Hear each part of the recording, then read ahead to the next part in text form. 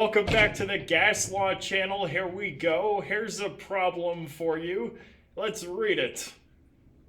I put a student into a 70-liter container pressurized to 2.1 atmospheres at 81 degrees Celsius. Ouch. Since I hate this student, I decrease the volume to 22 liters at 400 Kelvin. What pressure is this unfortunate student under? Okay, whoa, hold on a second. That is a lot of information. Let's rewind and come back and circle things we know. So let's read this again. Blah, blah, blah, blah, blah, 70.0 liters. Oh, look, it's liters. That's a volume. What do we know that as? V1. Okay? Pressurized to, pressurized, we know that. Atmospheres is a pressure unit. Let's underline that. 2.1 atmospheres. That's going to be P1. So my V1 is 70.0 liters. My P1 is 2.1 atmospheres.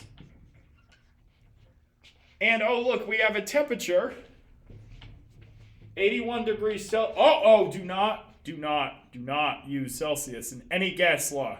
Red flag. Do not do it, ever. All right, here we go. T1 equals 81 plus 273. We got to get to Kelvin. So that's how that works. Hopefully we're good so far. Let's keep going.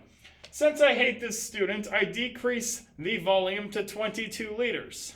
Okay, well my volume changed. Because my volume changed, I have ones and I have twos. So we're going to use the combined gas law. So volume 2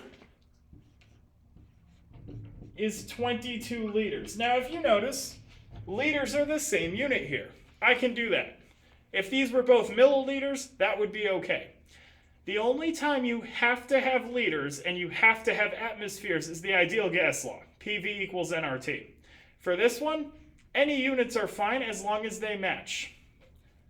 With the exception of temperature, if you use Celsius, you will fail. Haha. All right, let's keep going. Pressure 2, well, we don't know that. That's what we're solving for. So what pressure is this unfortunate student under? We don't know. So P2 equals we don't know. Let's take a look at the rest of it. 400 Kelvin is my temperature. So T2 is 400 Kelvin. I do not need to convert that. It's already Kelvin. So I only converted one because I had a degree Celsius and I had a Kelvin. So make them both Kelvin. All right, here we go. Time for algebra. This is what everyone struggles at. Here we go. P1, V1 over T1. I don't have any n's because it didn't tell me anything about moles. So I'm going to completely ignore that. Cool. Equals P2, V2 over T2. Now all you got to do is plug things in. Let's do it. I have 2.1 atmospheres times 70 liters over 81 plus 273.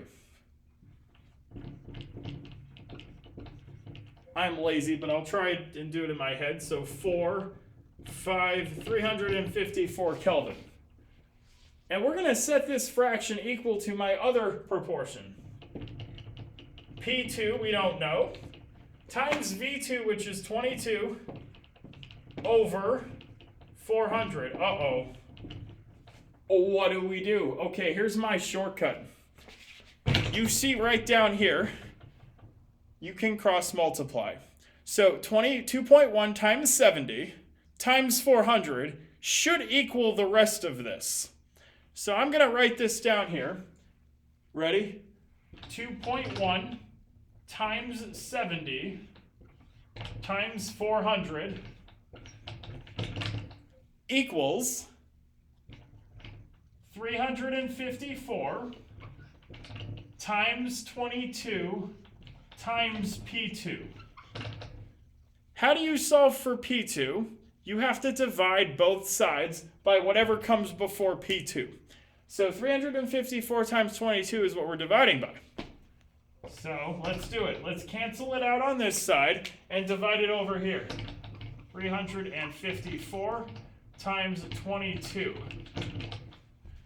So that's your math problem. And because I don't know what I'm doing, let's have me calculate this. So 2.1 times 70 times 400, divide by 22, divide by 354. If you beat me doing that, you get a 100 on your test. 7.55.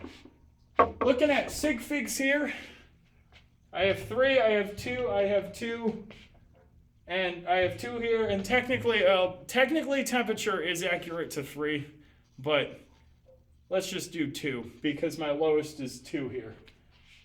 So 7.5 rounds up to 7.6 because 7.55 rounds up to 7.6.